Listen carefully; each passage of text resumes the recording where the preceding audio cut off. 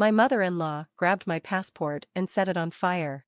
I watched as it burned quickly and turned into ashes. Now you can't go to St. Bart's Island for your vacation, she said. What? Why would you? I stammered. You're not going anywhere, you'll stay here, she added with a smirk. I looked at her and my husband, both of them were smiling like they had won something. I felt completely humiliated. How could they treat me like this? Deep down, I had suspected they were up to something, but I never imagined it would be this cruel. Their smug looks and creepy giggles made me feel sick. But I wasn't going to let them have the last word. It was time to tell them the truth. My name is Tyra, and I'm 29 years old. I studied linguistics in college, and after graduation, I began exploring the world, learning about different languages and cultures, and sharing that knowledge with others. I work for an organization that sends me abroad for months at a time to participate in various projects. Because of this, I never thought I'd get married. But at 26, when I returned to my home country, I met Corey. He later became my husband. Our relationship wasn't typical. Because of my job, I would only see him for a few months before traveling again. During those times apart, we stayed connected through phone calls and emails. After 2 years, we got married when I was 28, but even after the wedding, my job didn't change. I still spent half the year abroad. I appreciated Corey for marrying me, despite my career. Today, I'm finally on my way home after 5 months abroad. Even though I should be tired from the flight, I feel excited to see Corey. My steps are light, and I'm walking quickly. When I got home, Corey wasn't there yet. The house was a mess, so I started cleaning.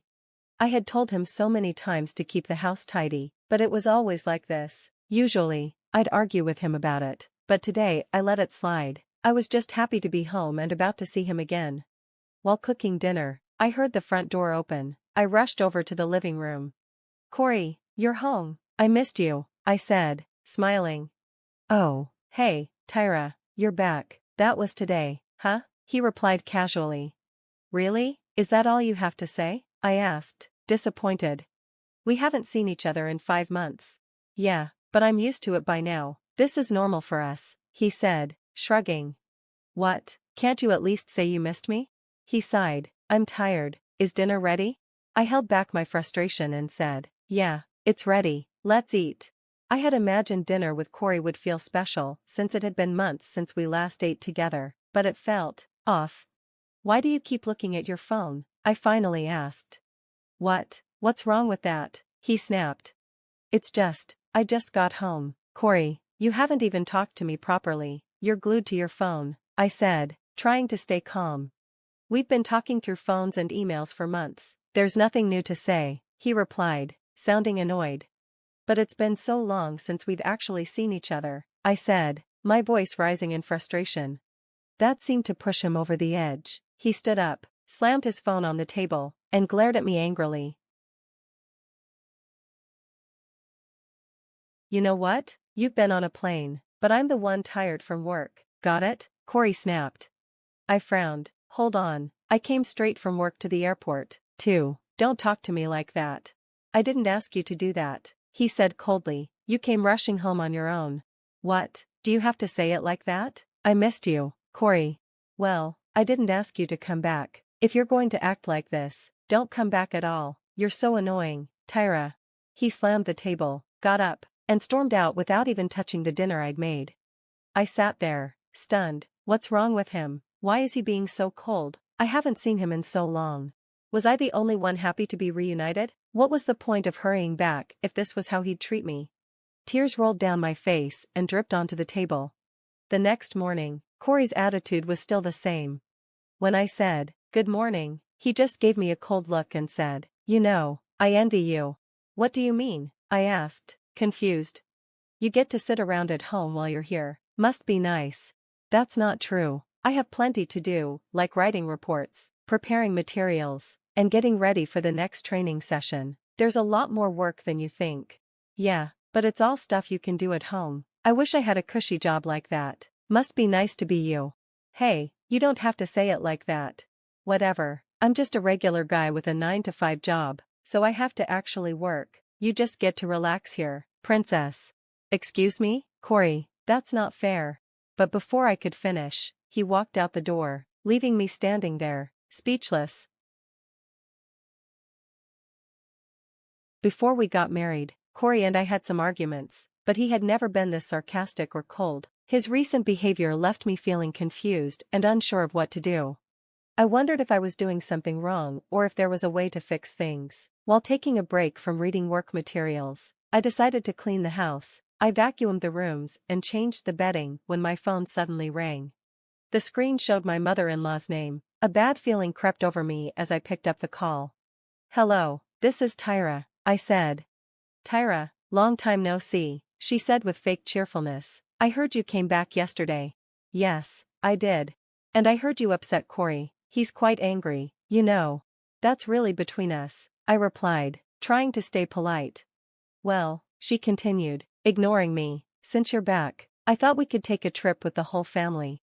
"What?" I blurted out, caught off guard. "Oh, yes, my husband and I were planning a vacation to St. Bart's Island, and Corey said he wanted to come with us. It's perfect." "What? That doesn't." "So, Tyra, since you're so used to traveling abroad, you can help us with booking the hotels and flights, right?" "Me? Or are you saying you can't handle a simple request from your mother-in-law?" Her tone grew colder. I knew what this was. She didn't want to travel with me. She just wanted to use me because I was experienced with planning trips. My mother-in-law had disliked me from the beginning. Ever since our wedding reception, she'd been sarcastic and critical. Over the years, she sent me nasty messages while I worked abroad. "How can you call yourself a wife when you're gone for months at a time? If you can't take care of your home, my son should marry someone else. It was a mistake to let him marry you." I had never expected kindness from her, but now I was being roped into managing a family vacation. I hated how I couldn't say no, even though I knew I was being taken advantage of. Later that evening, Corey came home from work. He seemed in a much better mood than before. Throwing his briefcase on the sofa, he grinned and said, "Mom called you, didn't she? We're all going to St. Bart's." "Yeah, she told me," I said hesitantly, But what? Why don't you just go with your parents like you originally planned?" I suggested. Corey's cheerful expression immediately darkened. He clicked his tongue in annoyance and glared at me. "You need to get it through your head, Tyra," he said sharply. "The only time you're actually useful to us is when we're traveling abroad." "That's not fair. You don't have to speak to me like that," I said, frustrated. "But it's true, isn't it? Anyway, you're going to book the flights and accommodations, and, of course, everything will be under my name." "Wait, so are you paying for the trip?" I asked.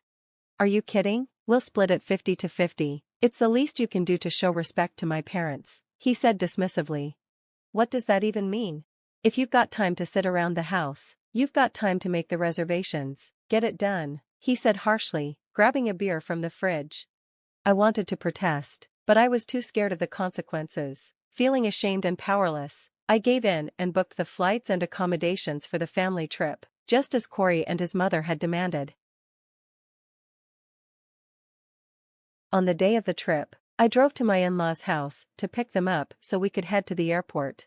A few days before the trip, I couldn't sleep well. In the middle of the night, I woke up and noticed that Corey wasn't in bed beside me. I went into the living room and overheard him on the phone. "Mom, it's all okay. I'll be there in the morning like we planned. Just take care of the passport thing. I'm looking forward to it. I'll introduce her to you when I get back." His words made me uneasy. Passport and introducing her made me wonder what he was talking about. The fact that he called her mom told me it was definitely my mother-in-law on the phone. It seemed like there was something going on between them that I didn't know about. And the fact that they had asked me to come on this trip in the first place didn't sit right. What were they planning? I didn't know the full picture, but I knew I needed to be careful. The day of the trip arrived. I grabbed my carry-on and handbag, which Corey had asked me to pack, and we drove to my in-laws' house. When we arrived, my mother-in-law greeted us with a smug smile. "Hey, Tyra, you're here. It's been a while. We're almost ready. I'm just grabbing a few last-minute things, so please wait a little longer." "Okay, no problem. By the way, Tyra, could you bring the carry-on from the other room? It's heavy, so Corey can help you with it." "Sure." As I went to grab the case, I noticed my husband and mother-in-law exchange a knowing look. I kept my passport in my pocket, just in case. At Corey's request, I brought the case into the living room. That's when I saw my mother-in-law holding my passport with a smug grin on her face. Now you can't go on the trip to St. Bart's, she said. What do you mean? I asked, confused. I'm going to burn this passport right now, she replied. What did you just say? I demanded. I was just using you to make the trip arrangements, she said coldly. The reveal. What the hell are you doing? I asked as my mother-in-law set my passport on fire. You're staying here, too bad, she said with a smirk. She burned the passport, watching it turn to ashes in the sink. When it was done, she turned to me, grinning. We did it. Corey jumped in with excitement. Yeah, Mom, we made it.